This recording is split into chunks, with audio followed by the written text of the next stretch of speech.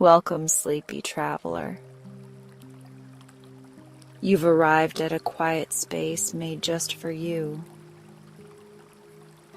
My name is Valarie, and I am here to guide you gently into rest, to help ease your mind, soften your body, and drift you toward a peaceful, uninterrupted sleep. Whether your day was long or your thoughts feel a little too loud tonight, let this be your permission to slow down, to breathe, and to simply be. There's nothing more to do now. Just allow my voice to be your guide as we begin this gentle journey toward deep, nourishing rest. If you're new here, subscribe for sleep content like this, and like this video if you find it enjoyable.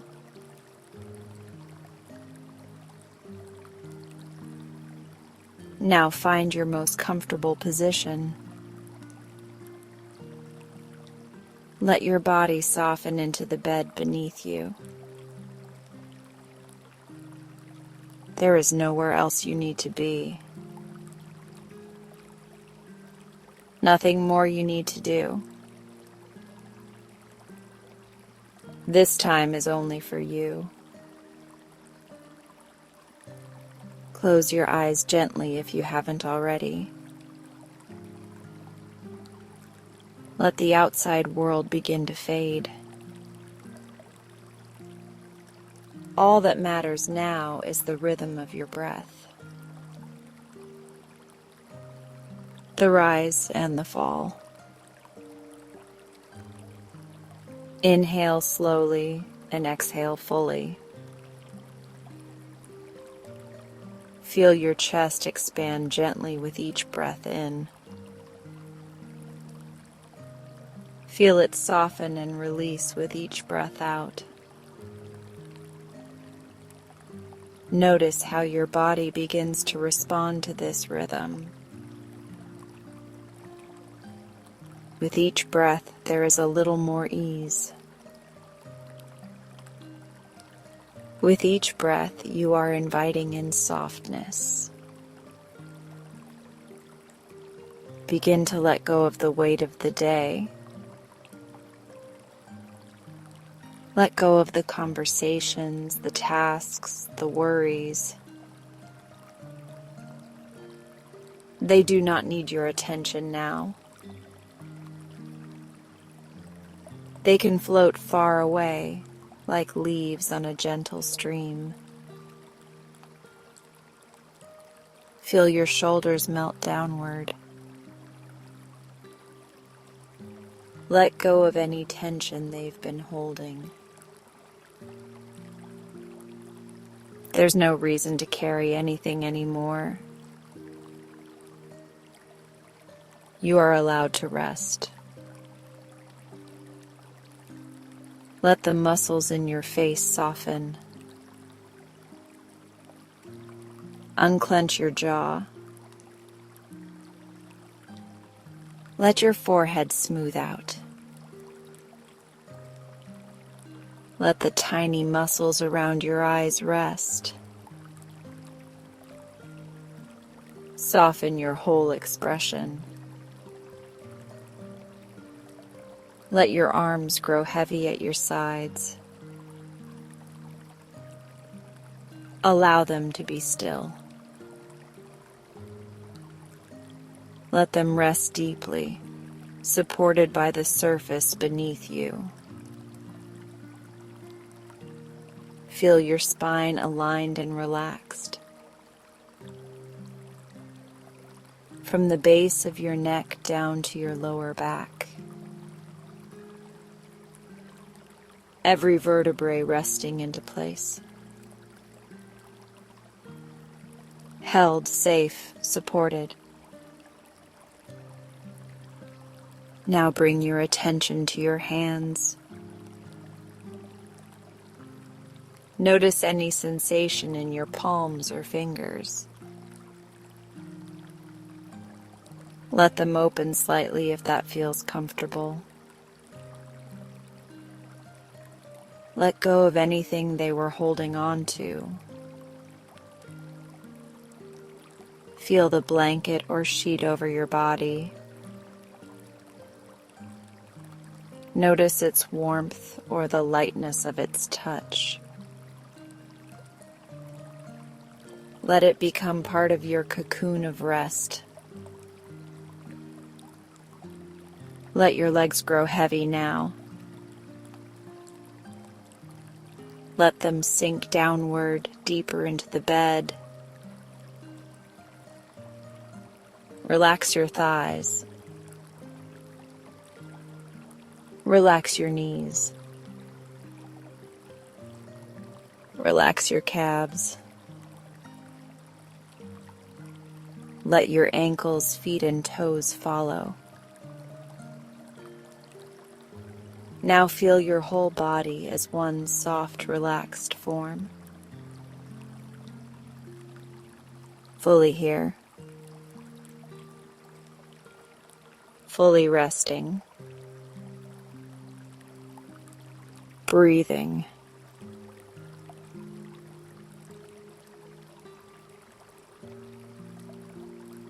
As you continue breathing slowly, imagine a warm, gentle light above you. It's soft like candlelight, and it's here just for you. With each breath, the light lowers and begins to cover you.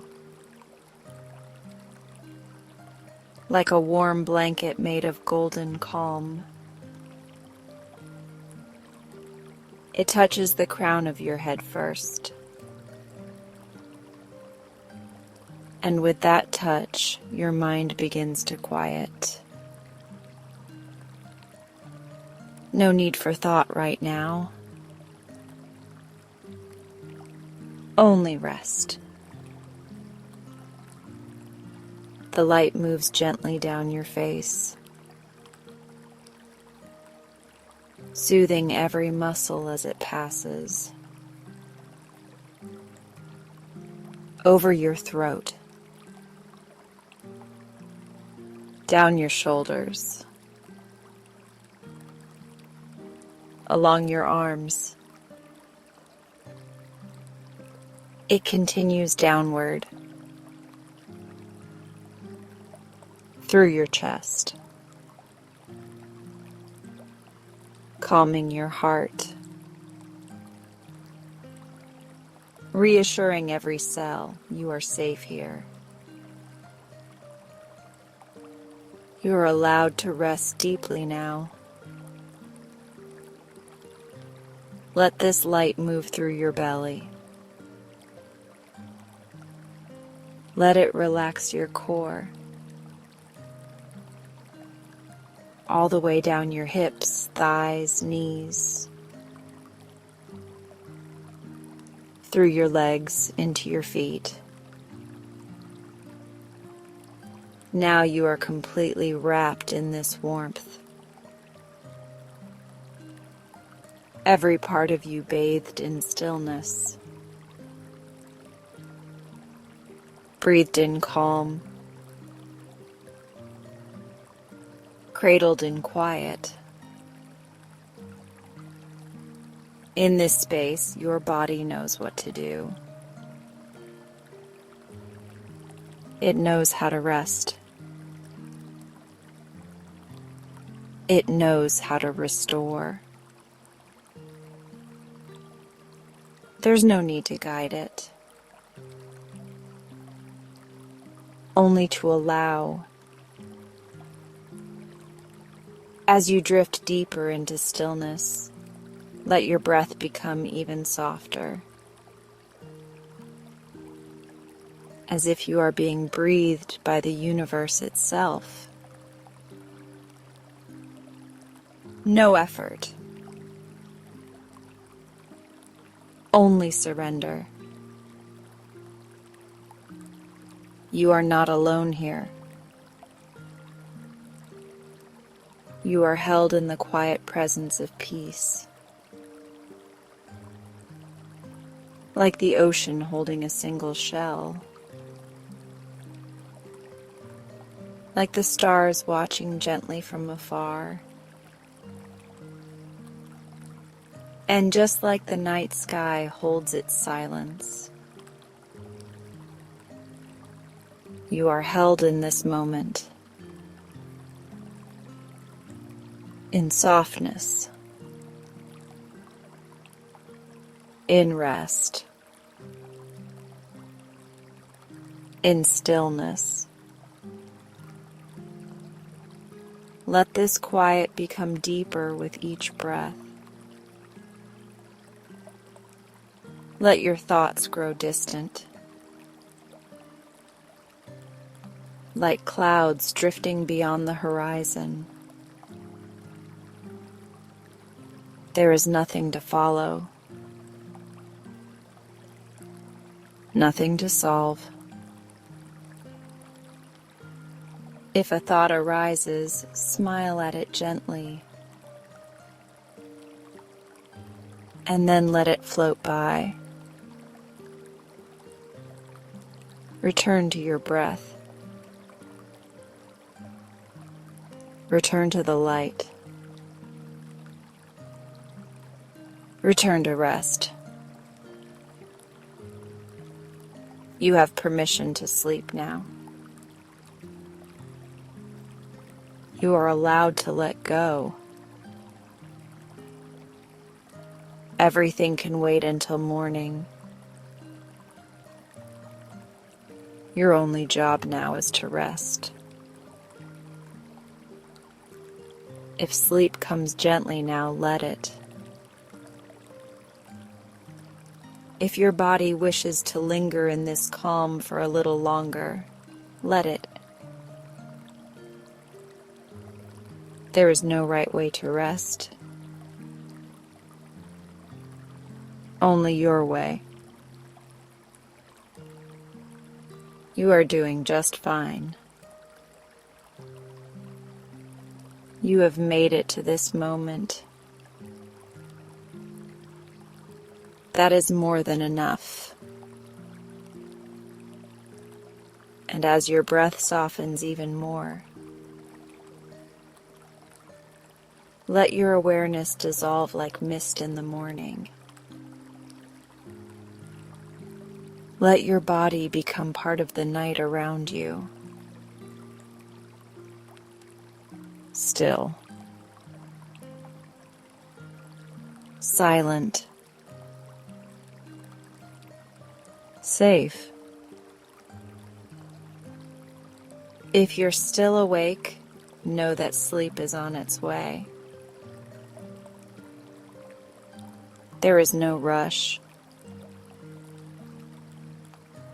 Just breathe.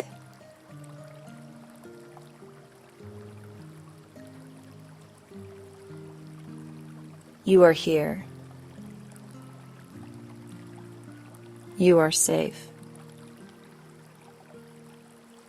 You are loved. And you are already drifting. The moon hung low in the sky, casting silver light over the still surface of a hidden lake. Its gentle glow touched the water like a quiet kiss, shimmering with soft ripples that barely disturbed the silence of the night. You're walking along a narrow trail, lined with moss and curled leaves, the ground cool and soft beneath your feet. The air is scented with damp earth and the sweetness of night-blooming flowers. With each step, you feel your body grow heavier, more grounded, as if the land itself is gently calling you to rest. The trees arch overhead in graceful boughs, their branches laced with star-shaped blossoms that seem to glow faintly in the dark. They sway slightly, whispering secrets in a language only the wind understands. You pause for a moment, placing your hand on the trunk of one tree. It's warm, surprisingly warm, like the skin of something living and ancient. The bark hums softly beneath your fingertips, as if it's aware of your touch.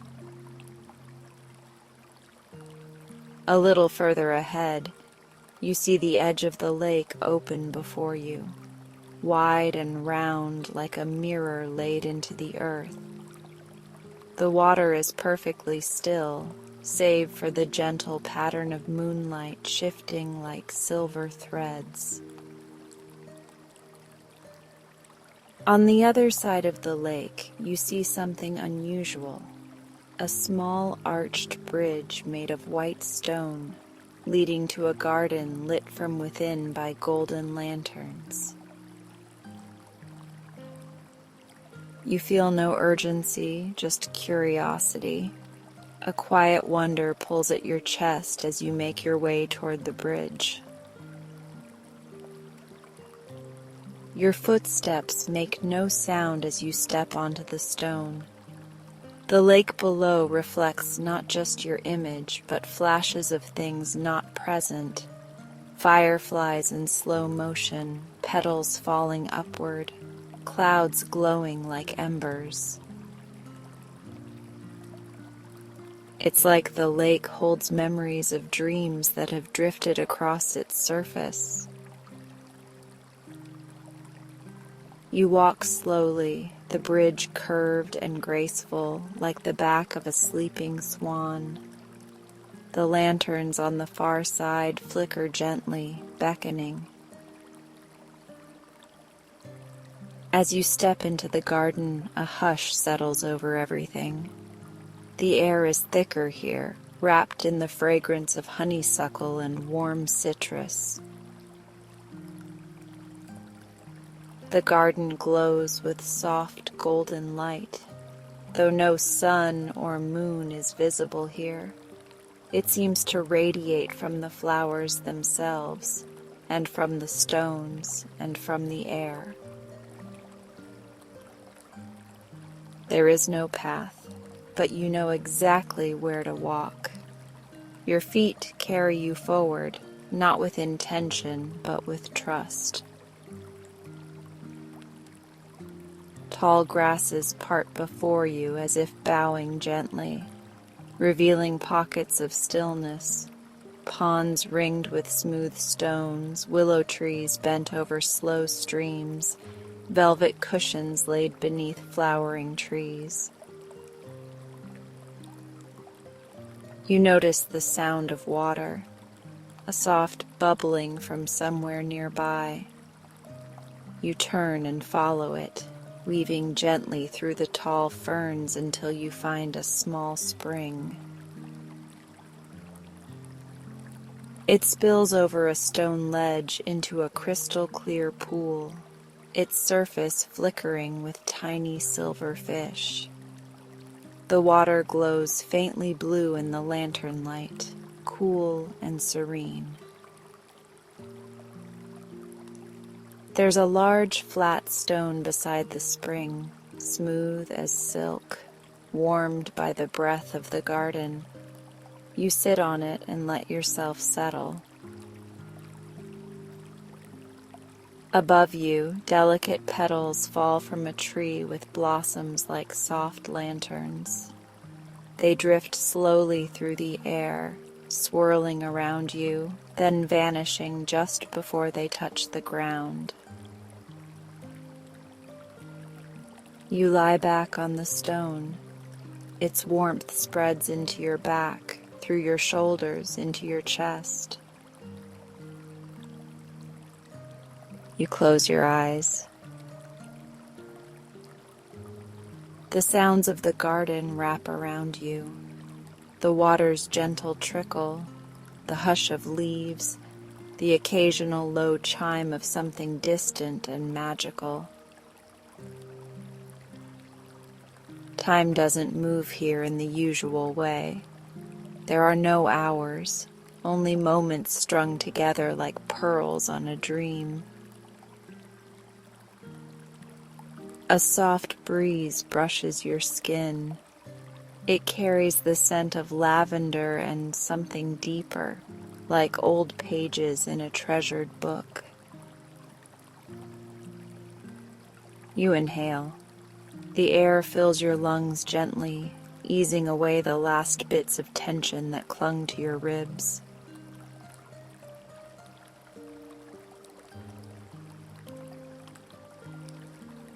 You feel yourself sinking deeper into the warmth of the stone, as if it were holding you like a cradle carved from the earth.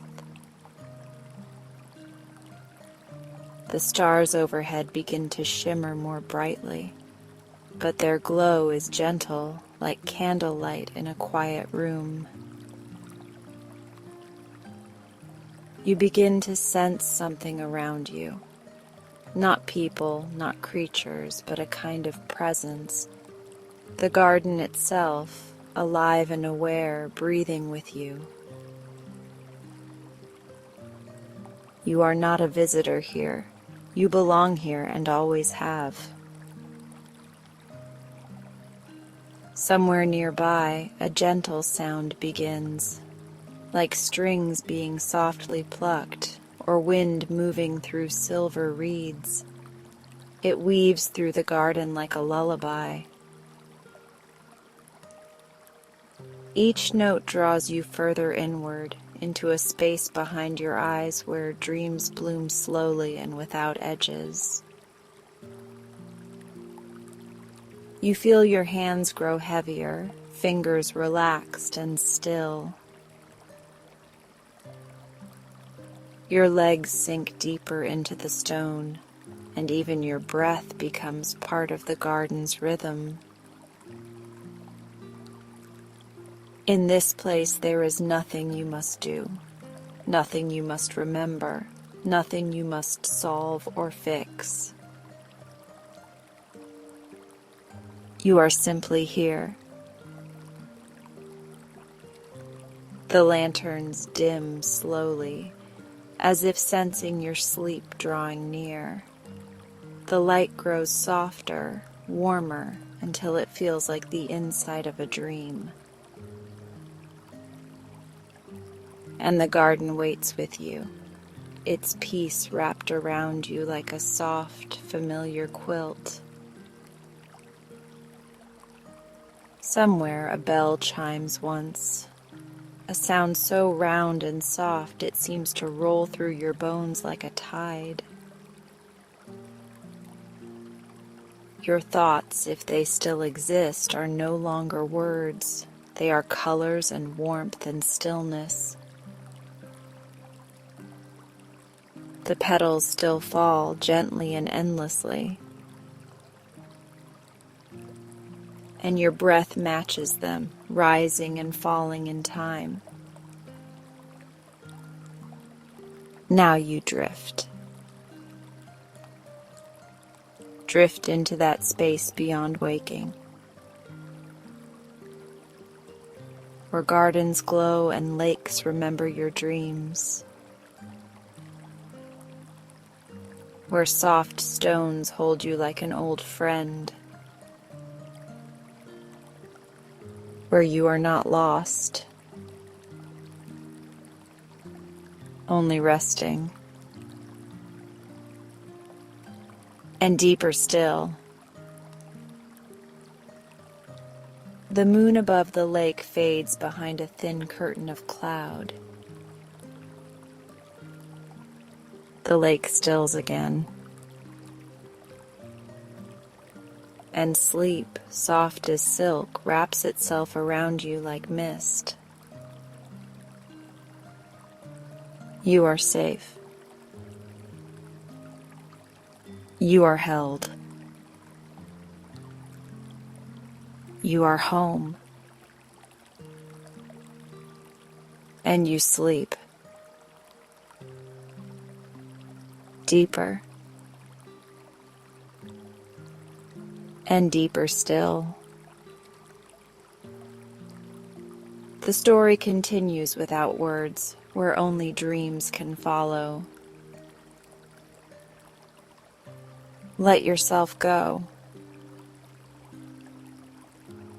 Let sleep guide you. The garden is always here.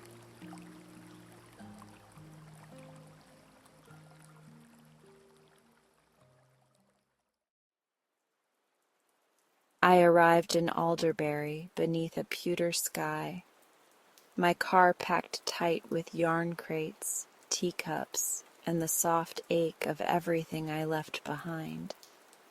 It was the kind of town where the trees leaned inward like they were trying to keep secrets, where the pace was slow enough for your heartbeat to match the rhythm of the wind. I didn't know then how deeply I needed that slowness. Wool and whimsy was mine at last.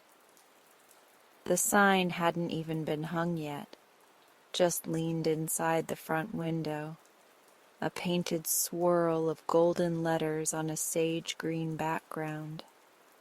The shop smelled faintly of cedar and dust from months of being shut, but beneath it all I could already imagine the rich scent of wool and cinnamon tea.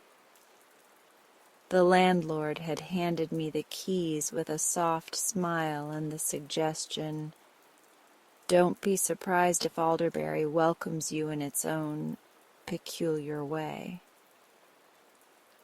At the time, I thought he meant gossip. I wasn't wrong. The apartment above the shop was modest, with creaky floorboards, sloped ceilings, and a window that looked out over the square. I unpacked slowly, setting out a framed photo of my grandmother beside the kettle. She had been the one to teach me to knit, loop by loop, story by story. Her hands had always been steady, her voice a low hum of comfort. I missed her most in quiet moments, when the stillness pressed too close. That first night, after a dinner of soup from a thermos and half a scone I'd forgotten in my bag, I tucked myself into bed with an extra quilt and a book I didn't intend to finish. Sleep found me eventually, but not without interruption. It started just past midnight, soft, almost breath-like. Whispers. I sat up, heart thudding, not loud, not sinister, but there. A gentle murmur like the sound of someone talking from another room. I held my breath, waited. Nothing. I padded barefoot to the corner where the slanted ceiling dipped down, pressed my ear to the cool plaster wall. Still nothing. The radiator hissed. A creak sounded in the floorboards above me, except there was no floor above me, only roof. I told myself it was old pipes or settling wood or the wind, that towns like Alderbury were full of those kinds of noises, but I slept with the lamp on. The next morning I pulled on my coat and scarf, grabbed my coffee in a travel mug, and stepped out to wander the square. The town was still waking, windows aglow, bakeries piping steam into the frosty air, the smell of cinnamon and nutmeg beckoning like a warm hand. I walked past the florist's shop, where the woman inside was arranging dahlias with a look of fierce focus, past the little cafe called the Thistle Spoon. And just before I rounded the corner back to wool and whimsy, I saw it. A scarf, draped over the back of a weathered wooden bench beside the fountain. It was beautiful, soft, heathered yarn in shades of plum and gray, the kind of stitchwork you only got from practiced hands. It didn't look dropped or forgotten. It looked placed. and then I saw the tag, tied gently to one end with twine. For you. Just those 2 words, in neat, careful script. I glanced around, half expecting someone to laugh or pop out with a camera, but the square was quiet. An elderly man was feeding pigeons a few feet away and nodded politely when our eyes met, but he hadn't seen anything. I picked up the scarf. It was still faintly warm. I brought it into the shop with me, folded it over the back of the counter. Within the hour, 3 customers wandered in, 2 curious locals and a teenager looking for chunky wool for a beanie. Each of them noticed the scarf. "Oh, someone's caught the midnight knitter's eye," the older woman, Mrs. Penwell I'd come to learn, said with a knowing grin. "The what?" I asked, turning from the shelf of merino. "The midnight knitter," she repeated, as though I'd asked what a sandwich was. "Been around for nearly a year now. No one's ever seen them. They leave things, scarves, mittens, shawls, always tagged for you, and always in just the right place." "Like magic," the teenager added, eyes wide. "Or careful observation," Mrs. Penwell countered with a wink. "But still, it's a kindness. My sister found a pair of fingerless gloves on her porch last winter, just after she was diagnosed. She cried for an hour. I looked down at the scarf, ran my fingers over the edge. It was perfect. But it wasn't just the craftsmanship. It was the feeling. Like it belonged in the moment. Like it had waited for someone who needed it. And I realized, as the customers left and the bell chimed behind them, that I had needed it. That night, I couldn't stop thinking about the whispers and the scarf. I sat on the apartment floor with a half-knit shawl in my lap, tea going cold beside me. My needles moved almost on their own, muscle memory taking over where thought had worn thin. I kept the radio off, the television silent. And then, just past midnight again, I heard it. A hush of sound, like thread slipping through cloth, a quiet sigh. I held my breath. The radiator was cold. The wind was still. It didn't feel menacing, only present. I stood, crossed to the wall again, whispered, "Hello?" Nothing. But then a thought flickered. What if it's not something to fear? What if it's like the scarf, soft, unseen, but meant to be here? I didn't sleep much that night, but I didn't turn the lamp on either. The next morning, I started keeping a notebook, just a small leather-bound journal I'd carried for years and never filled. Inside, I made a column, date vertical bar item, vertical bar location. I marked mine, Oct, 3 vertical bar plum and gray scarf, vertical bar park bench by fountain. 2 days later, a man in the cafe unwrapped a knit hat from around his coffee cup, mistaking it for a cozy at first. Oct, 5 vertical bar forest green hat, vertical bar table 4, thistle spoon. Then a shawl draped across the church fence, mittens looped over a bicycle handle. The gifts kept coming, and each one landed like a whisper into the town's rhythm, quiet, kind, and always just right. I started mapping them on the back wall of the shop, pinning little cards with red thread. Customers helped. Some brought Polaroids, others told stories, where they'd found their gift, how it made them feel, what had been going on in their life at the time. One woman found a child-sized cardigan outside the library the same day her granddaughter came to visit. Another discovered a lap blanket just after being released from the hospital.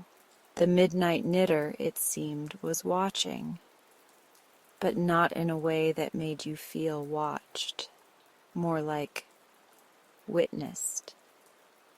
And the whispers in my apartment never stopped. Some nights I would wake at 2 a.m., sure I'd heard yarn brushing across the floorboards, or the soft snip of scissors, always followed by silence. But one evening after closing the shop, I came upstairs and found something new. A skein of yarn, set carefully on my armchair. It was hand-dyed in hues of twilight, deep purples and soft blues, a shimmer of silver spun through. There was no tag, but there didn't need to be. I knew. I wound it into a ball with reverence, cast on with trembling fingers, and for the first time in months I knit something that wasn't just for healing, but for wonder. It's been nearly 4 weeks since I arrived in Alderbury. Wool and whimsy now smells like cinnamon and cedar, just as I hoped. Customers linger with mugs of tea, some stopping by just to check the map. We call it the kindness tracker. The midnight knitter still hasn't revealed themselves, and I no longer need them to.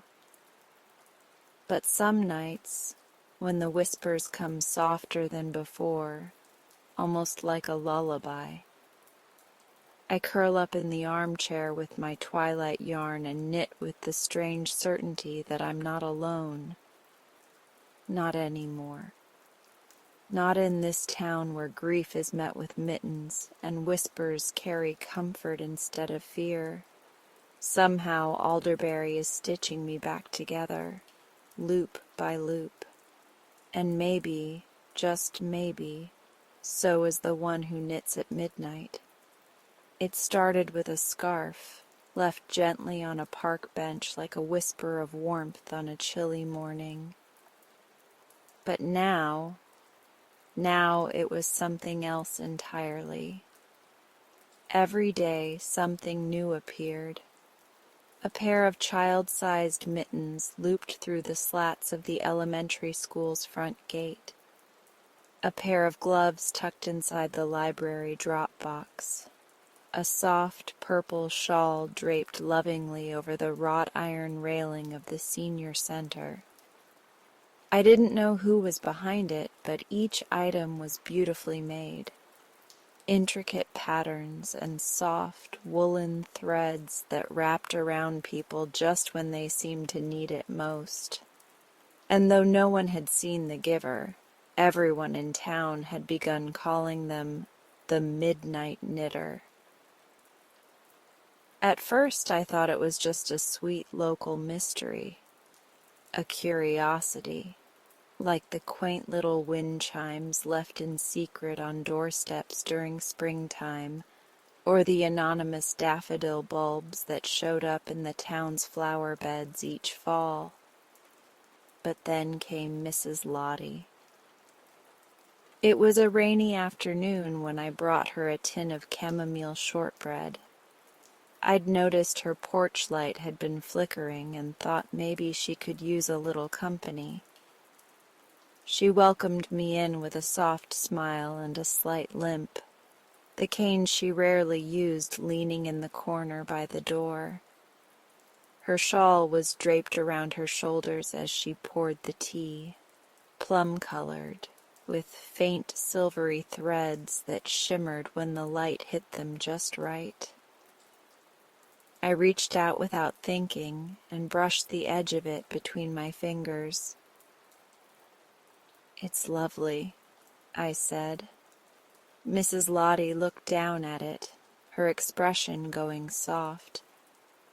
"It was left for me 3 nights ago," she said. "Hung right over the gate, like someone knew I'd need it." Her hands trembled slightly as she lifted her cup. "The night I found it, I couldn't sleep. Too much pain in the joints, and too many memories. Henry's birthday would have been that week." She paused, her eyes suddenly misty. "But that shawl, it held me. I can't explain it, Kirsten, but when I wrapped it around my shoulders, I felt like someone had reached back through the years to hold me steady." I swallowed the lump in my throat and sipped my tea, grateful for the steam that clouded my eyes. When I got back to the shop that evening, I found myself pulling out the same folded notepad I'd used to sketch floor plans and color palettes. Instead of shelving ideas, I began drawing a map of Alderbury. I marked the park bench where I'd first seen the scarf, the bus stop pole where a woolen hat had recently appeared, the widow's porch, the gloves at the library, the elementary school mittens. I wasn't sure why I was doing it. Maybe I just needed to see the whole picture. Maybe it was the way the town was changing, thread by thread, and I wanted to understand how the stitches connected. That night, I dreamed of my grandmother. We were sitting side by side on the old porch swing at her lakeside cottage. Her voice was quiet, humming under the weight of twilight. She was teaching me how to knit, not in a loud, instructional way, but gently, with laughter and warmth. The scent of lavender and cedar filled the air, and her hands guided mine, looping yarn like she was tying together something more than fabric. When I woke, my hands tingled. Not in that numb from sleep kind of way, but as if they remembered something my mind hadn't quite caught up to.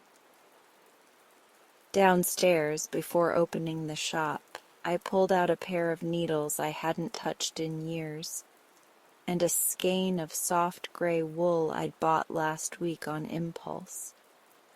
The moment I held them, it was like flipping a switch. My fingers moved with a rhythm I didn't have to think about. My hands knew. The stitches came one after another, knit, purl, steady and true, like music I hadn't heard in years but still knew how to hum. By the time the bell above the shop door chimed for the first customer, I'd already started on what looked like a baby blanket. I didn't remember choosing to make one. It just happened. As days passed, more gifts appeared. A man who'd just lost his dog found a warm beanie tied around the base of the oak tree where he used to sit during his walks. A shy teenager who often lingered by the bookstore window discovered fingerless gloves on her bicycle handlebars. A single mother found a baby bonnet tucked into her stroller's basket at the market. People talked about it constantly. Some tried to catch a glimpse of the midnight knitter, peering out windows late at night or checking doorsteps at sunrise, but no one ever saw anything. Meanwhile, I kept adding to my map. It had grown from a rough sketch into something delicate and alive. I'd copied it onto parchment and pinned it to a corkboard in my workroom. Colored threads marked locations, red for scarves, blue for mittens, green for hats, purple for shawls. A few golden pins marked places where someone had spoken to me about how they were changed, helped, comforted, surprised by the gift they found. I didn't know what I was hoping to discover. Maybe a pattern, a path, a heart at the center of it all. One evening, just before closing, a customer lingered near the back of the shop. She was tall and slender, with silver streaks in her hair and a coat the color of faded sunflower petals. She picked up a skein of moss-green wool and held it like a secret. "That one's a blend," I said, walking over. "Alpaca and merino, light but warm." She nodded, still looking down at it. "My mother used to knit," she said quietly.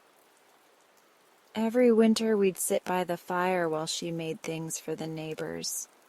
She believed in giving away more than we kept." I smiled. Sounds like someone I would have liked. She turned toward me then, eyes sharp with something I couldn't name. "There's more than one way to knit, you know," she said. "Some people use needles, others use moments." Before I could respond, she placed the skein in her basket and moved toward the register. That night, I couldn't sleep. I sat by the shop window with my tea, watching the snow begin to fall. A few lamps glowed dimly down the lane, but the town was quiet. Wrapped in flannel and candlelight, I stared at the street corner across from the bakery. The same spot where, last week, a man found a scarf wrapped around the street sign post with a tag that read, "You are seen." My hand moved toward my notebook again. I marked it with a silver pin and sat back. What did all these places have in common? They weren't random, I realized. Each location wasn't just about where, but when, who, the people, the timing. Whoever this knitter was, they didn't just leave gifts. They noticed people. They paid attention to the quiet corners of the town, the ones most of us passed without thought. They saw grief in a hunched shoulder, loneliness in an empty porch swing, hope in a child's bike parked alone. I found myself thinking about my grandmother again. How she used to say that yarn carried memory. "Each stitch," she'd whisper, "holds a piece of you. That's why handmade things feel different. They remember you back." Was that what was happening here? Was this person, this midnight knitter, somehow threading together the heart of the town?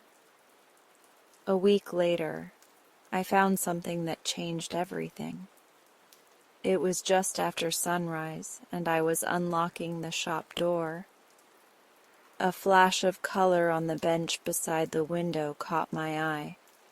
A folded shawl, soft cream with faint swirls of sea foam and bluebell. A tag was attached with a single loop of yarn. "For Kirsten." My breath caught. Hands shaking, I picked it up. It was warm, still held the scent of cedar and clove. The tag was handwritten in looping cursive. "You are not alone." I stepped inside.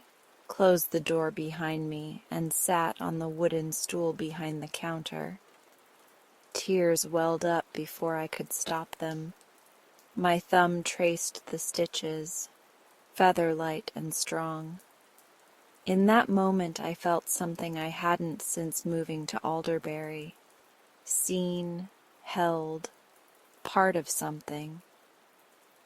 That night I wrapped myself in the shawl and returned to the map. My eyes swept over the pins, the threads, the loops of colored yarn marking kindness like a constellation. I followed them, not as routes, but as moments, connections. The way the threads intersected. It wasn't random. They radiated out from the center of town like ripples. And the center? My shop. Or more precisely, the bench outside it. I stared at the map, at the shawl draped around my shoulders, and something clicked. Not a revelation exactly, more like a calling, not just to find the midnight knitter, but to join them, to become part of this tapestry already in motion. The needles I'd picked up again weren't just waking old muscle memory. They were awakening purpose. The next morning I set out early. I left a small scarf on the bench at the bus stop. No tag, just trust. When I walked back through the market an hour later, it was gone, and a new pin was added to the map, this time in yellow. There was no going back now. Whoever the midnight knitter was, I didn't know if I'd ever meet them, but I had the distinct feeling I was no longer a stranger to their work. Somewhere, somehow, I'd stepped into the story they were already telling, and with every stitch I made, I was writing my own quiet line within it. I never intended to host community nights. It started with one customer asking if she could just sit for a while with her knitting. Then another came in with a pie and no plans. Before I knew it, Tuesday evenings at Wool and Whimsy became something quiet and sacred, a place to sit beside strangers and share the soft clicking of needles, the occasional burst of laughter, and stories that rarely made it past front doors. The first night, it was just Mrs. Lottie, a teenager named May, and a man named Hugh who wore grief like a heavy overcoat. "I used to knit with my wife," Hugh said, his voice gruff, as if the words had scraped their way up from somewhere deep. "She passed in March.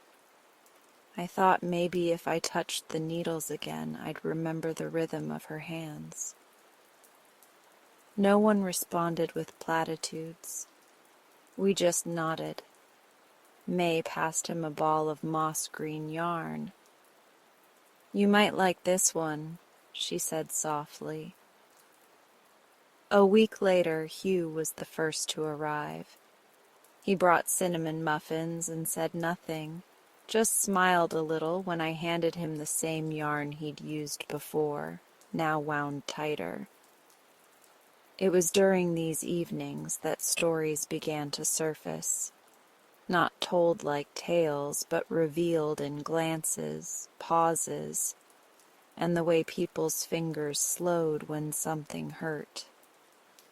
May admitted she came to get away from a house that never felt like hers.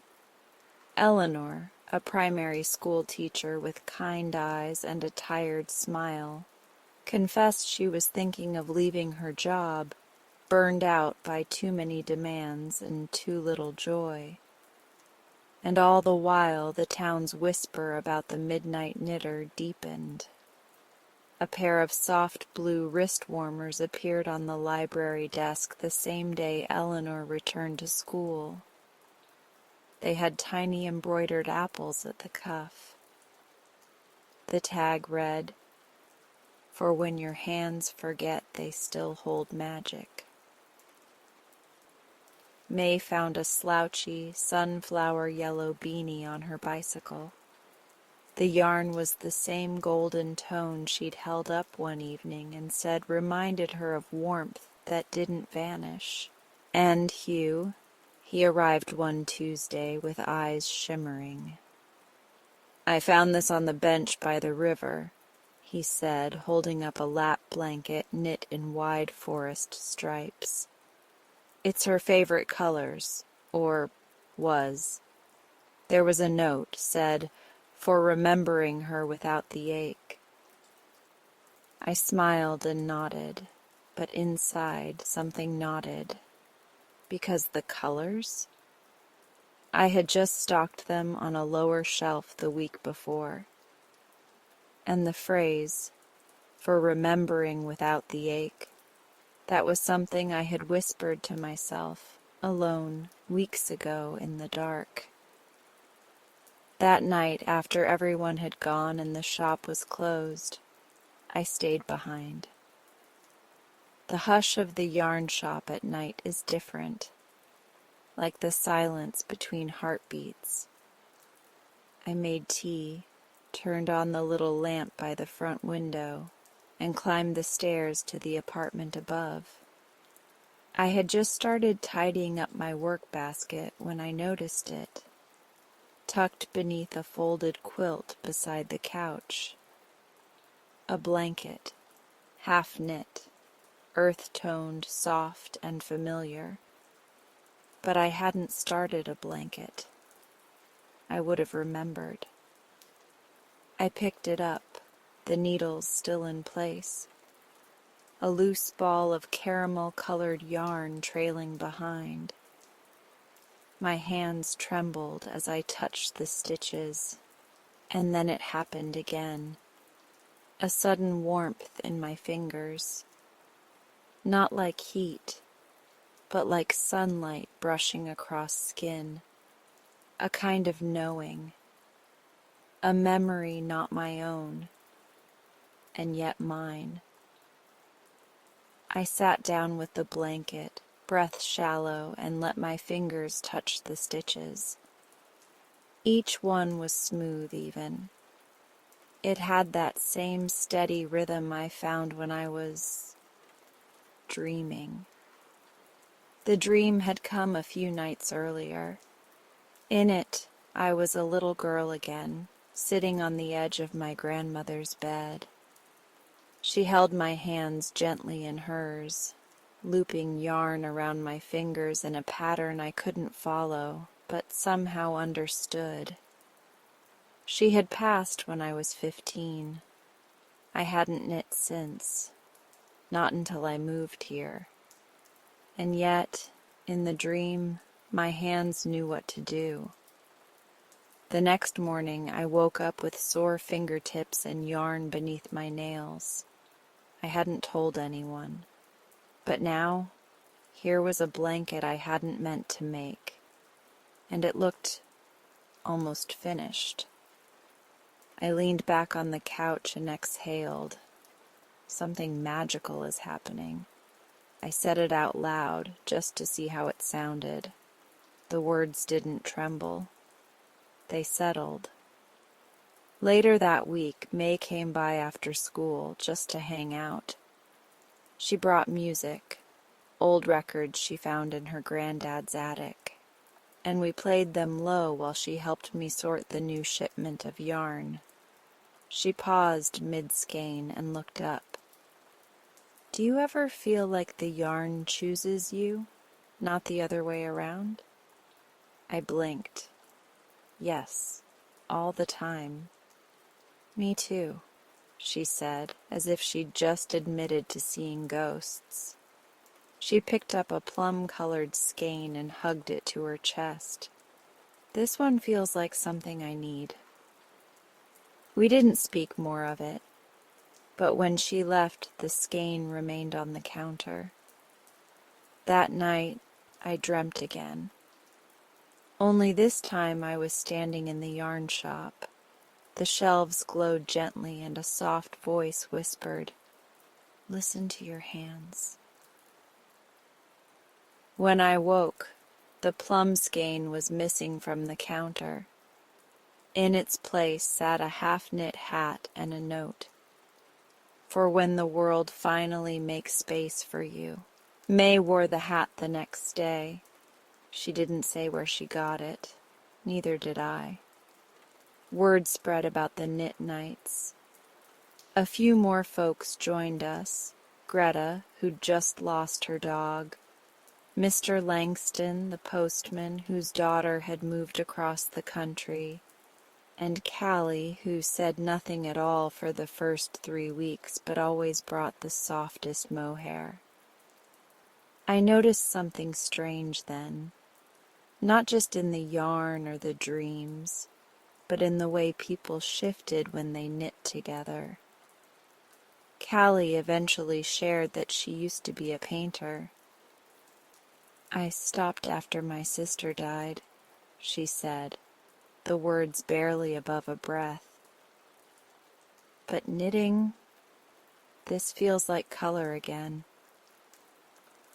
I wanted to believe it was all just coincidence, that perhaps we were just healing together through small acts of creativity.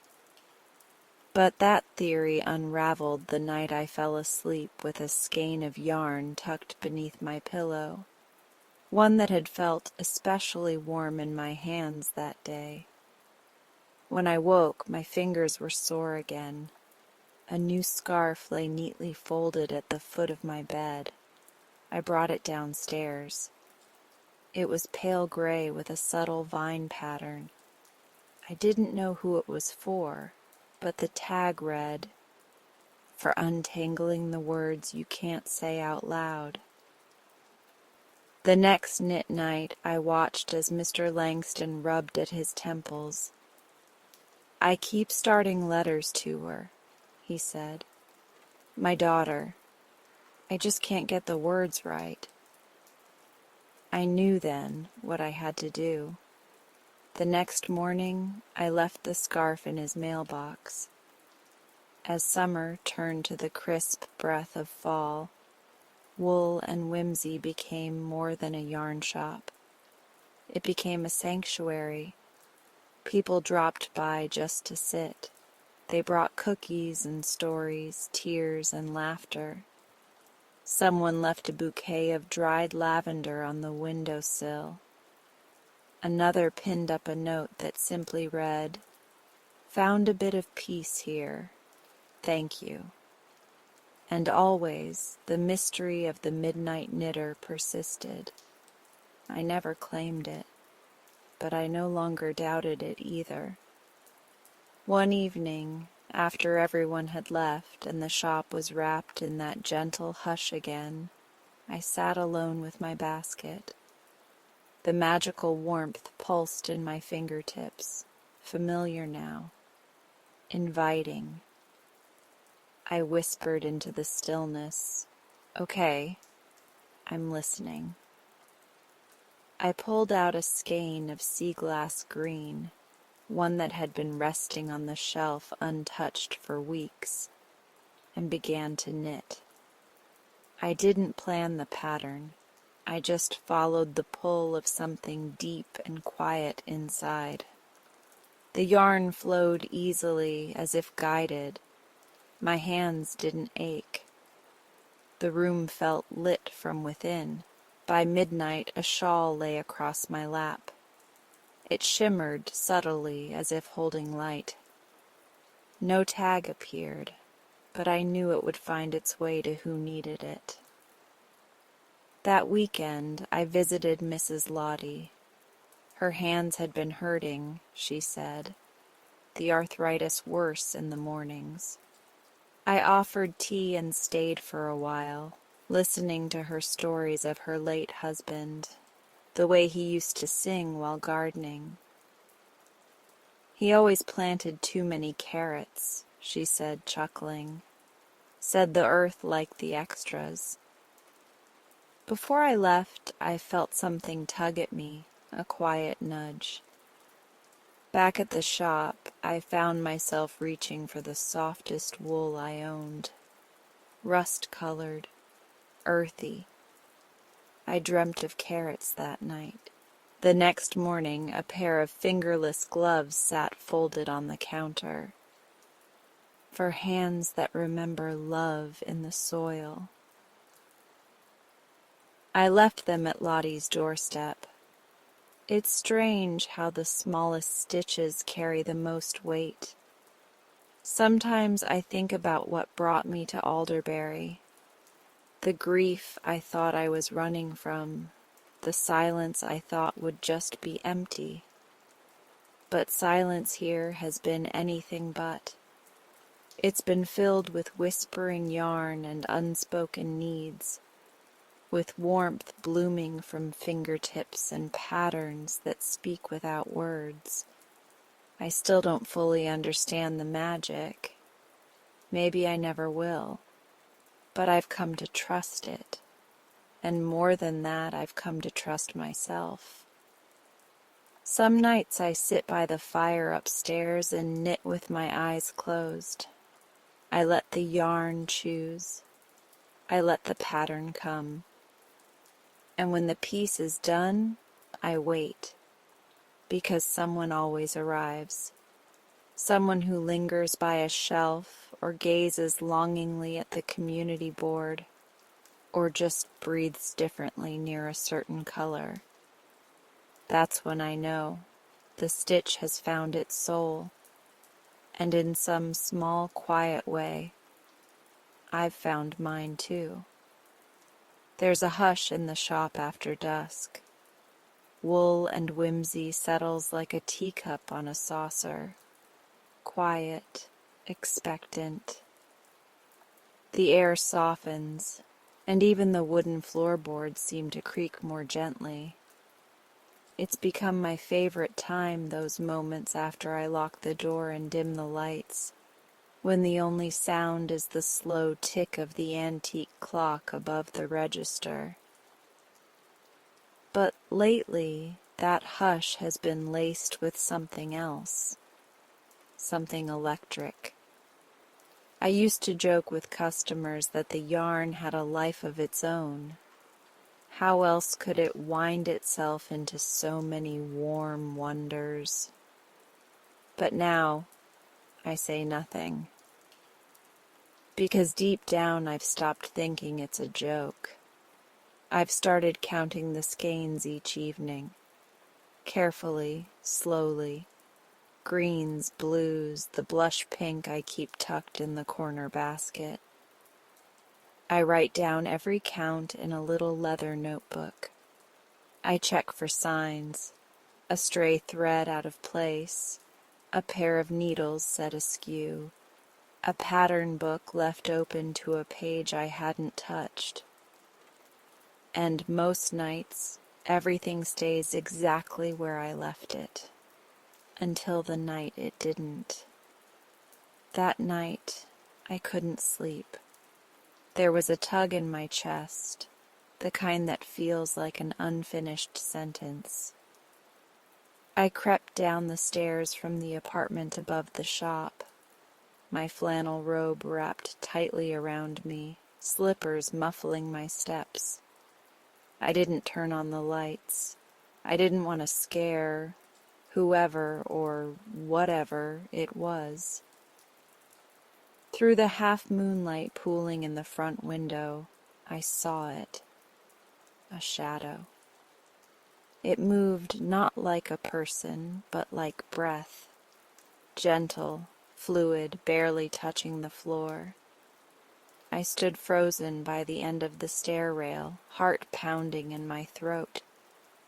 The knitting table was illuminated just enough for me to see motion. Needles clicking, yarn unwinding, something taking shape. My hands tingled, not from fear but recognition. A deep, ancient hum moved through me like warm tea spreading through chilled fingers. I blinked, and the shadow was gone. The yarn sat still. But the project... A baby blanket. Half finished when I'd closed up, now complete. Pale yellow with scalloped edges, a pattern I hadn't even thought of in years. A tag hung from one corner, for little miracles. The next morning I overheard it in the bakery. Claire, the young woman who'd been pregnant but hadn't said much, had given birth overnight, early. Tiny baby boy, barely 4 pounds. Safe but fragile. I delivered the blanket to her doorstep before she came home from the hospital. She didn't know who it was from, but when she saw the tag, her face softened. I watched from across the street, tears stinging my eyes. Since then, the projects haven't stopped. Slippers appeared by the door the morning after my regular customer, Henry, limped in with aching feet from his work at the post office. He'd never said anything aloud, but I'd noticed the way he favored his left leg. A hat showed up on the back shelf, stitched in deep forest green, the same shade worn by young Elsie's late brother in a photograph she'd once shyly shown me. Every piece bears a tag in the same handwriting. My grandmother's, though she's been gone for years. For quiet mornings, for courage in new places, for holding on. I've started waking with yarn between my fingers, needles on the pillow beside me, patterns I've never seen before dancing at the edges of my dreams. My hands remember stitches my mind doesn't. I tried once, just once, to stop it. I locked the yarn away, closed the craft drawers, tied up the knitting needles with kitchen twine. That night I dreamed I was standing in a meadow, my grandmother beside me. She didn't speak, just handed me a skein the color of cloudlight and smiled. When I woke, my hands ached, as if they'd been holding something tightly all night. Downstairs, the twine was gone, and a shawl sat on the center table, warm, soft, and humming with the scent of lavender. Mrs. Lottie came in that day, her eyes puffy, her hands trembling. Her cat, Jasper, had passed the night before. She hadn't told anyone, but the moment she wrapped that shawl around her shoulders, she sobbed. "I needed this," she whispered. "I didn't even know how much. Neither did I." I began calling them the night gifts. It felt easier than trying to explain what was happening to me, to admit that I was starting to believe in something more than just coincidence. I wasn't just dreaming anymore. I was channeling, and I was starting to suspect I wasn't alone. One rainy Thursday, as I swept the front step, I noticed a single crochet square lying by the door. I don't crochet, not often, and never in that pattern. It was a sunflower, bright and perfect. I brought it in and pinned it to the board near the register where I collect notes from customers. A week later it was gone. In its place, a card. No name, just handwriting I didn't recognize. "Keep going. You're not the only one stitching in the dark." My breath caught. The idea that someone else out there was also part of this, whatever this was, sent a strange mix of relief and awe through me. I wasn't the only night knitter. Soon, knit night became more than a gathering. It became a web. Each week, people arrived not just to stitch, but to share. Hannah, the high schooler with her earbuds always in, began crocheting beside Mara, a retired teacher. They rarely spoke, but one evening Mara handed Hannah a soft lilac beanie. No words, just a nod. Later, Hannah told me, almost in a whisper, "My mom used to make me one every winter before she got sick." Then there was George, the usually silent man from down the hill. One night he brought in a tangled ball of yarn and simply said, "Can someone help?" We all did. The room that had once been quiet and polite now buzzed with something deeper. Like the knit stitches themselves, we were looping into each other's stories, holding, healing, carrying. And each morning another gift would appear, not always finished. Sometimes just a start, a few rows, a cast-on edge, a swatch that hinted at something larger. But they were always meant for someone, and somehow I always knew who. I've started journaling everything, not just the dreams, but the feelings in my hands when I touch certain skeins, the way some colors seem to glow faintly, or how certain patterns arrive not with planning, but as if they pour from my fingertips. And my grandmother, she's in them all. Sometimes she's sitting at the table in my dreams, sipping tea. Sometimes she's outside the shop window, watching, smiling. Once she was standing behind me in the mirror, her hands over mine as I bound off a blanket edge I couldn't remember starting.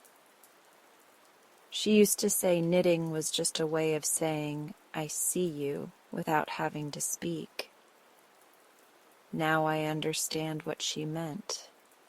Tonight, the shop is warm with the scent of cinnamon. I've lit the beeswax candles by the window and brewed a pot of chamomile tea. The town is quiet. Only the occasional passing car, the soft rustle of wind through the maple outside. I sit at the center table, yarn in my lap, journal open beside me. I don't know what I'll make tonight, but I know something's coming. The air hums with it. My fingers begin to move, not with my mind's command, but from somewhere deeper, somewhere older. The yarn pulls through my fingers like it's always known the path, row after row, stitch after stitch. There's no fear now, only peace. Because maybe I'm not just a shopkeeper.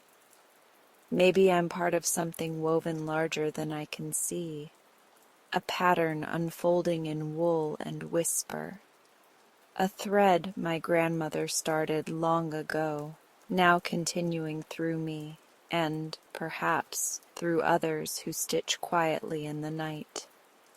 I look down at the yarn, a soft blue hat forming like a sky just before dawn. The tag lies beside me, ready. I write without thinking, for the bravest goodbyes, and I know exactly who it's for.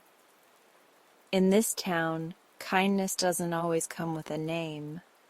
Sometimes it arrives wrapped in wool, scented with memory, and left quietly on a doorstep. Sometimes it moves through hands that don't fully understand what they're doing, but trust the thread anyway. and sometimes it begins with a whisper in the night, a shadow by a yarn shelf, and a heart ready to remember. I am Kirsten, and I am the midnight knitter. But I am not alone. It started with a hush in my chest, one of those deep silences that aren't really empty but full of feeling, like the pause just before a stitch is pulled through, the breath you take before the loop tightens. That's how it felt when I walked into Woolen Whimsy on a gray Wednesday morning and saw a pair of fingerless gloves resting on the counter. I hadn't made them, not consciously anyway. They were oatmeal-colored, soft as breath, the cuffs edged in a delicate wave pattern I hadn't seen since my grandmother's old knitting journal. A tiny tag looped through one thumb, for warm words and quiet courage. I didn't cry, not right then. I just stared at them, touched them, turned them over in my hands like they were some ancient artifact. They carried the scent of lavender and something else, something like night air and memory. The shop opened late that morning. I brewed a fresh pot of cinnamon rosé tea and sat in the window with the gloves in my lap, watching the street outside flicker to life. A delivery truck rumbled past. Maggie from the bakery waved as she balanced a tray of croissants into the cafe next door.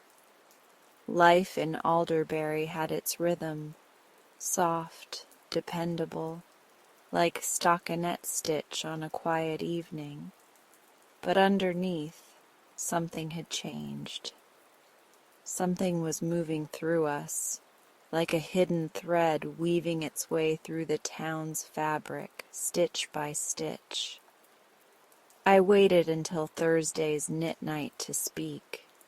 The group had grown, now 10 or 12 of us crammed into mismatched chairs and cushions near the fireplace, yarn bowls clinking, tea steaming beside patterns and biscuits. Lottie was there, wrapped in the shawl that had mysteriously appeared on her porch last month. Ivy, the teen from the bookshop, worked slowly on her first scarf, her cheeks always a little flushed, her eyes sharp beneath the brim of her knit hat. "I've been thinking," I said, laying my needles across my lap, "about the midnight knitter." Several heads lifted, conversation softened. "I think I might know how the magic works." There was a pause. Lottie sipped her tea, unbothered. Ivy blinked, then leaned in a little. "It started after my first dream," I continued, voice low, "of my grandmother. She was teaching me a pattern I didn't know I knew. The next day I found a shawl I didn't remember knitting. Then mittens, a blanket. They just started showing up." "But you didn't make them?" asked Marlene, our school librarian and resident cable queen. "I mean, technically, I think I did. Just not fully awake." No one laughed. That surprised me most. No skepticism, no polite chuckle. Just silence and the click of a single pair of needles. "Ivy," I said softly, "that slouchy beanie you wear, the teal one, where did you get it?" Her eyes flickered to the fire. "It was on my bike one morning, after that fight with Mom." She pulled it lower over her ears. "It smelled like rain and sage. I wore it to my counseling appointment." A slow murmur passed through the group. "I got a pair of socks," Lottie said next. "Last week. Same pattern my sister used to make when I was little. I hadn't thought of her in years." "That little rabbit toy," Marlene whispered. "I found it on my classroom desk, with a note that said, 'For the brave ones.'" I looked around the circle. Each face held a story. Each pair of hands had been on the receiving end of some quiet kindness. "I think the magic isn't just mine," I said. "I think I'm a conduit, or maybe we all are in some way. I don't understand it yet, but I think grief has opened something in me, and maybe love has too." The fire popped, scattering a puff of warmth across the room. That night I didn't sleep. Not really.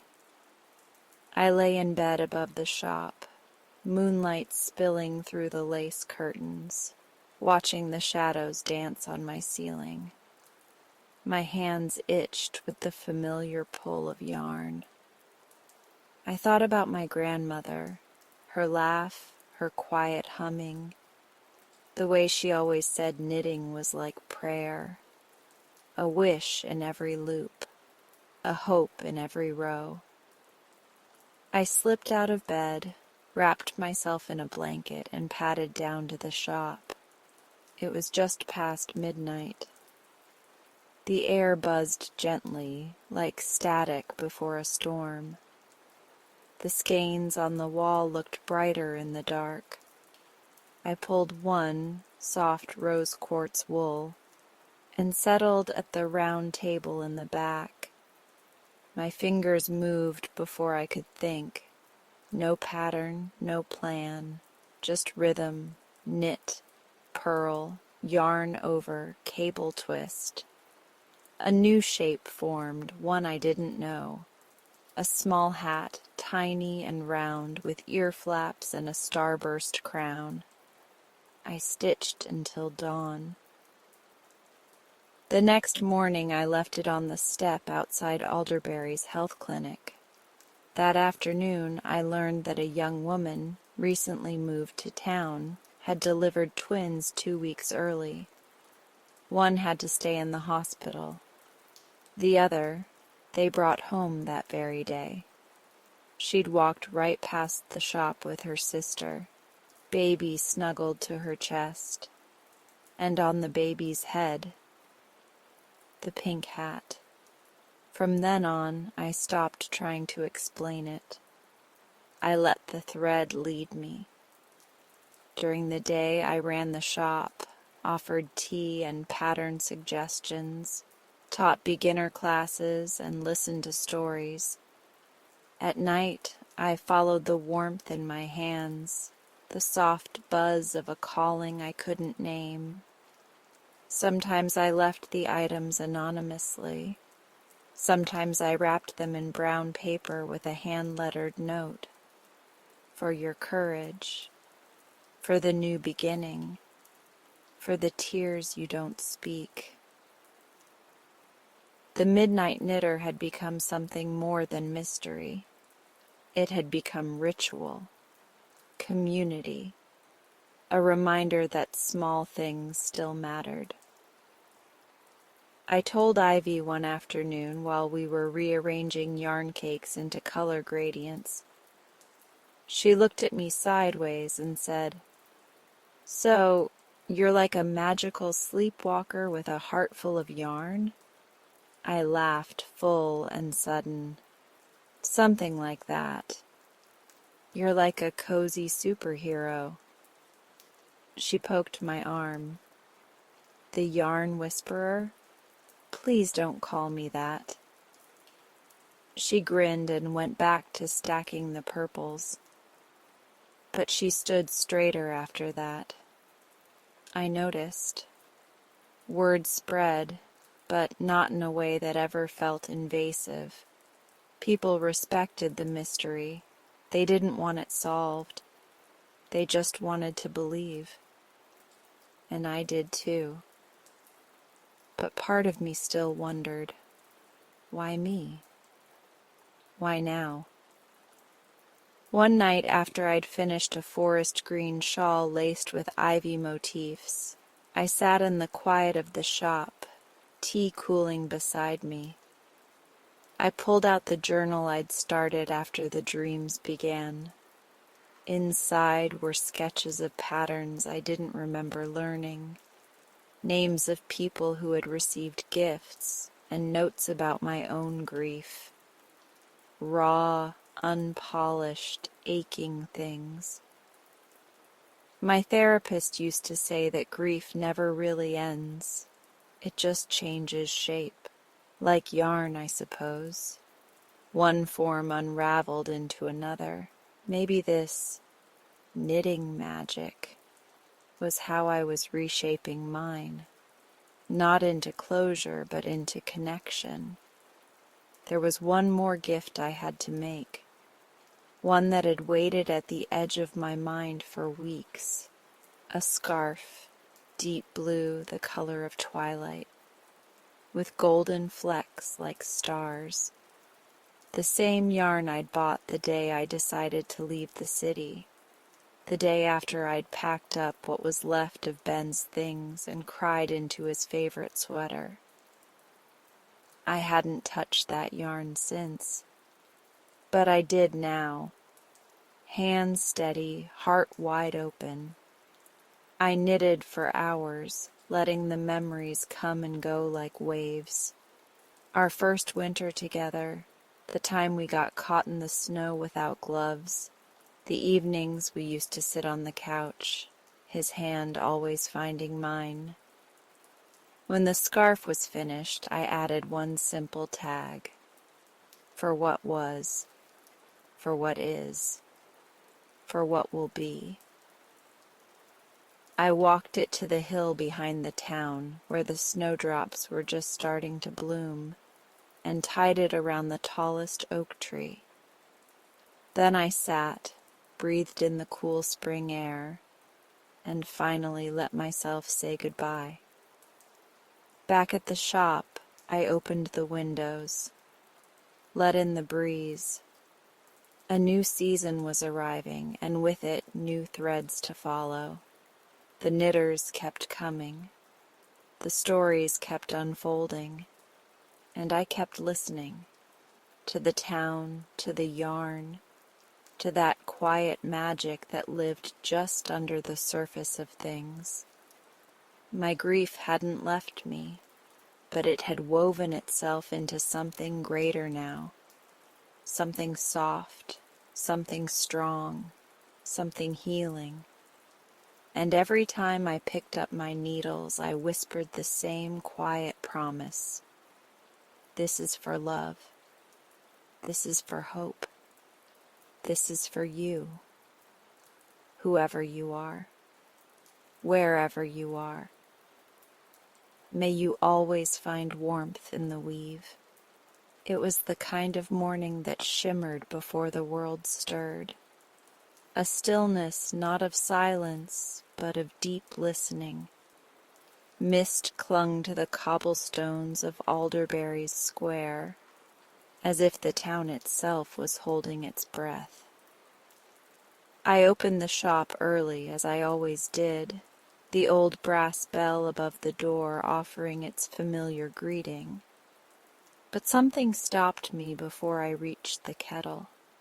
It was the hush, a different kind of quiet, the kind that beckons.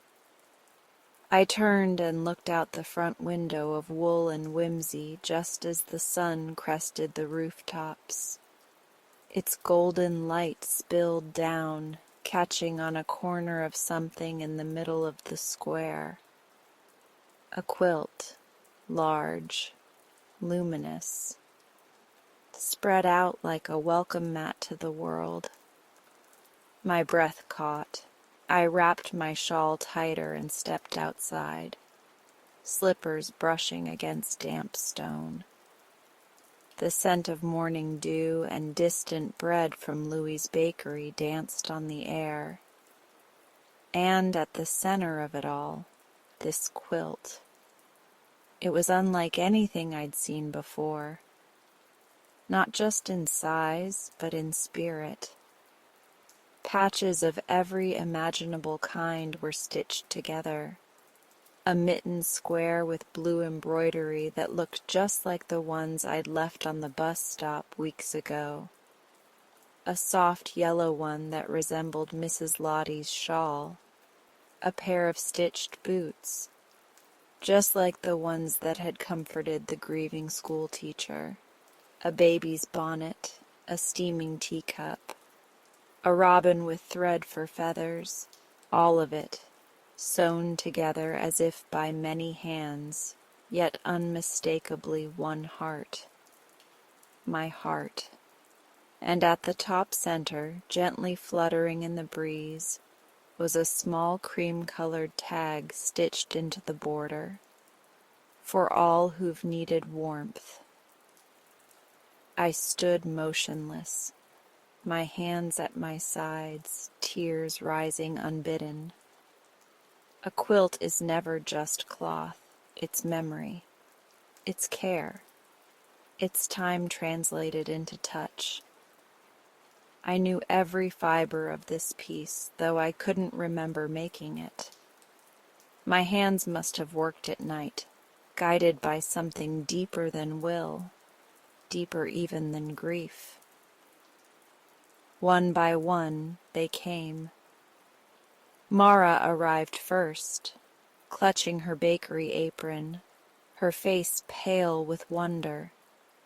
Then Callum, the high school art teacher, still rubbing sleep from his eyes, a young mother with her baby wrapped tight in a carrier. Mrs. Lottie with her cane and determined gait. None of them said a word. They just stood around it, heads bowed, as if the town itself had stitched it together in some shared dream. Eventually, Mara stepped forward, fingers trembling as she traced a square of stormy gray with a silver thread lightning bolt. This one. This was the scarf I found after my husband left, she whispered. The one that helped me breathe again. Callum nodded toward a bright, chaotic square near the bottom. And this, that was mine. The sketchbook cover I lost. It came back to me stitched in color. The mother stepped forward, tears on her cheeks. And this, she said, fingers brushing the outline of a tiny sock. This was on my porch the day we found out her heart was going to be okay. One by one, voices rose, stories shared like offerings, all the small silent gifts of the midnight knitter, laid bare and beautiful. No one looked at me, and yet I felt their knowing, not as accusation, not even confirmation, but as a hush of gratitude, a reverence. They let me keep the mystery, even as they stepped into its glow. Later that afternoon, the town held a gathering. Not an official ceremony, just Alderberry's version of sacred celebration. Chairs were pulled into circles, blankets were laid out. There was hot cider, thanks to Louie, and a batch of honey muffins from Mara. Someone strung soft lights around the fountain. The quilt remained in the center like a hearth, warm and unspoken. I stood at the edge, hands tucked in my pockets, listening as people shared their stories. The magic didn't come from the yarn itself. It came from how it had seen them, wrapped them up in the invisible. Eventually, A little girl named June tugged at my hand and whispered, "Did you make the quilt, Miss Kirsten?" I bent down and smiled. I think maybe the town did. Her eyes sparkled. It feels like a hug that never ends. And really, wasn't that all I had ever hoped to give? That night, after the cider cooled and the quilt was gently folded and carried into the town hall, I returned to Wool and Whimsy. The shop was quiet. The yarn walls hummed softly, as they always did after a day like this, as if holding memories inside their fibers. I climbed the steps to the little apartment above and sat by the window that overlooked the square. My knitting basket sat beside me, untouched since morning. I reached in without thinking and found a ball of cherry red wool, my grandmother's favorite color. I didn't plan what I knit. My fingers knew. They danced quietly as if singing. Stitch by stitch, row by row, something emerged. A tiny door, red and round with a golden doorknob. Around its arch bloomed threads of ivy and lilac, a threshold, a welcome. When it was done, I tied a tag to the edge in my familiar looping script. The door is always open. The next morning, while the town still slept, I walked to the front of my shop and gently nestled the little red door among the windowsill flowers. It looked almost like it had always been there. People noticed, of course. They paused in front of it, smiled softly, and moved on. No one asked, but some began leaving things in return. A pressed flower, a folded note, a pebble shaped like a heart, a feather. It became our quiet exchange. Over the weeks that followed, Wool and Whimsy grew into something more than a shop. It became a haven, not just for knitters, but for those carrying invisible threads of loneliness, of memory, of hope. I saw it in the way people lingered longer in the chairs by the yarn wall, the way they opened up over winding skeins and cups of tea. And sometimes I'd still wake to find something I hadn't consciously made. A soft pair of mittens, a cap in someone's favorite shade, a blanket for a baby not yet born. I stopped questioning it. I had long since learned that grief, when given patience and space, doesn't only take, it gives. It weaves us closer. It softens the edges. The midnight knitter was never just one person. It was an ache answered, a need seen. It was the thread that connected us all. One afternoon in late fall, when the leaves had turned copper and gold, Mrs. Lottie stopped by with a steaming jar of her apple chutney. As she handed it over, she said softly, "You know, we never did thank her properly." "For the quilt?" I asked carefully. "For all of it." I held her gaze and nodded. "She knows," I said. Mrs. Lottie smiled, warm and knowing. "I believe she does." That night I lit a candle by the red door and watched the flame flicker against the glass. I thought of my grandmother, of the city I left behind, of the hurt that once felt like it would never soften, and I thought of Alderbury, the town that let me bring my grief into the light, and in doing so, helped me remember that love too can be stitched anew. A knock came at the door just as I began to rise. It was June again, clutching a ball of yarn in one hand and a half-finished square in the other. "Can you teach me the rest?" she asked, eyes hopeful. I opened the door wider. "The kettle's on," I said. She beamed and stepped inside. As we sat down together, needles clicking softly in sync, I glanced once more toward the window. Outside, the red door on the sill glowed faintly in the lamplight like a promise. And in that quiet, golden hour, I realized something simple and sure. The magic wasn't in the mystery. It was in the making, in the giving, in the belonging, and it had only just begun.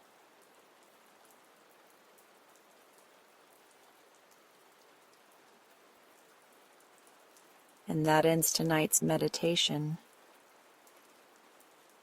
You're welcome to stay for a bit longer if you like. Have a beautiful night. Until next time.